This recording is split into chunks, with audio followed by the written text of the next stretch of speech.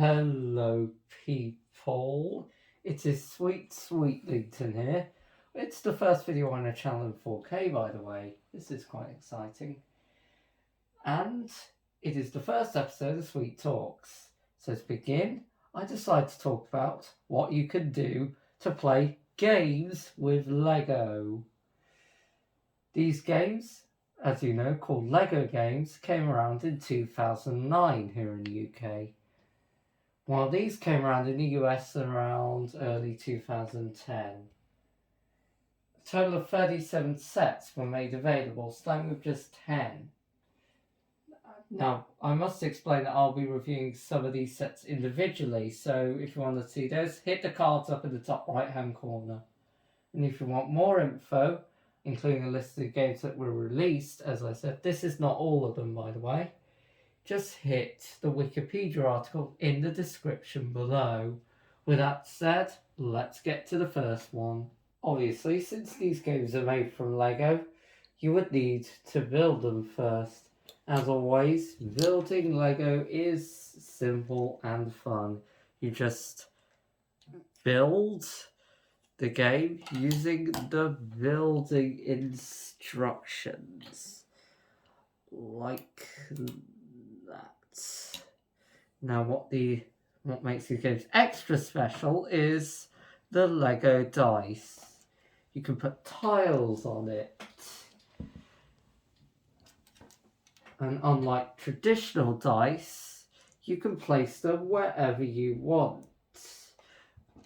Obviously, it is Lego, so who wouldn't have thought of that nice idea? Just look at that.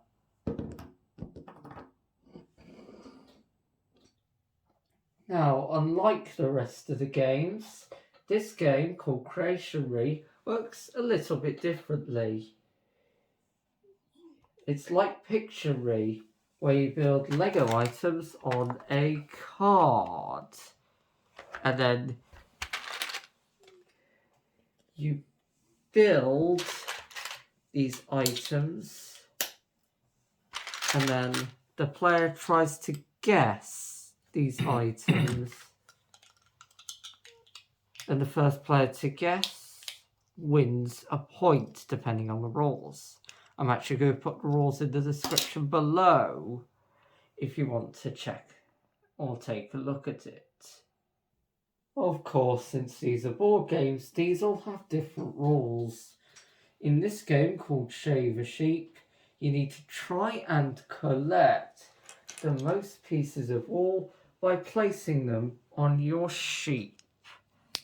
Like that. I said like that. And watch out for the wolf, who can try and take your wool away. And then the player with the most wool after the pile runs out wins. Sunblock was released a year after Shave a Sheep, and the object of this game is to try and build sunshades on the beach.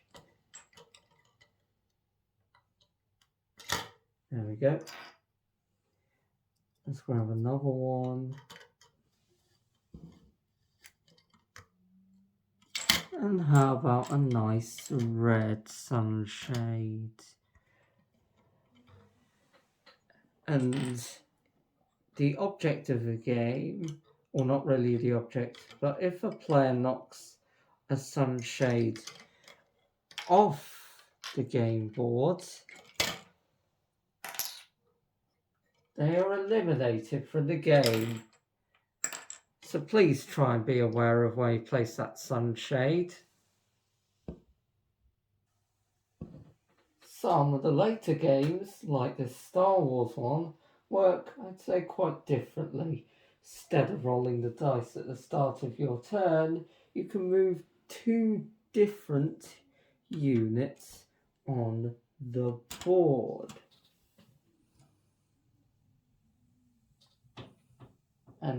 Or move one piece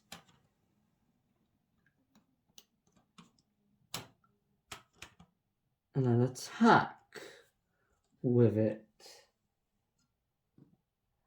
Then you roll the Lego dice and it tells you whether the attack was hit or miss. If you are successful, you take a unit off the board, but you have to wait until the unit is destroyed. This is different with these types of units, by the way. And speaking of rules, let's take a look at a couple of the alternative rules by LEGO. For example, in the game Magicus, you can make a recipe and then hide it from everyone else. Each player can take 4 ingredients at random and then put it onto your recipe sheet. And then, of course, the player to complete their recipe wins the game.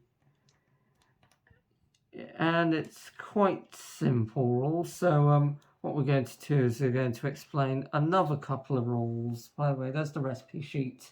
That's him from every other player for the duration of the game. Race 3000, like Magicus, was one of the first LEGO games released back in 2009. This game had many alternate rules, like the pit lane. Basically, when a car enters the pits, they can take all of the tiles off one side of the Lego dice. These tools will come in handy for removing tiles, by the way. Let's just get it off of there. And then they place one of their own tiles on the Lego dice. And we also have one more example of alternative rules, which is the game Frog Rush. Now, Frog Rush, like some other games, actually has a rule that customizes the layout of the boards. And this is the alternative layout. So you can go from this to this if you want to play 3 players. And then, of course, each player tries to move their frogs to the home board. First player to move all 5 of their frogs wins the game. And with that out of the way, that concludes this first ever 4K video. Again, I should probably explain there are some other, as I said, alternative rules for customizing the board, like the customization of the track in Race 3000, or the customization of the tree in Banana Balance. But anyway, I will leave some other reviews up there in the cards, and some articles including instructions will be down in the description below. And with that, goodbye, and I'll leave you with some production images for the opening sequence.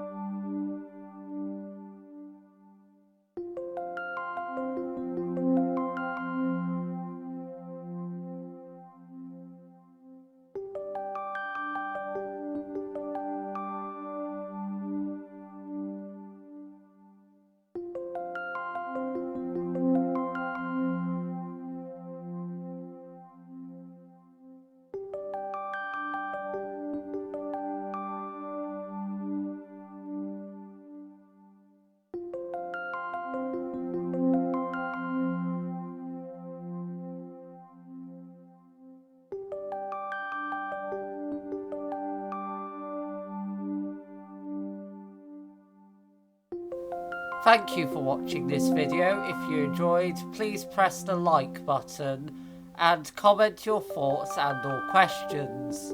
Also, please remember to subscribe to the Union Jack and turn on post notifications so you know what we upload. Goodbye.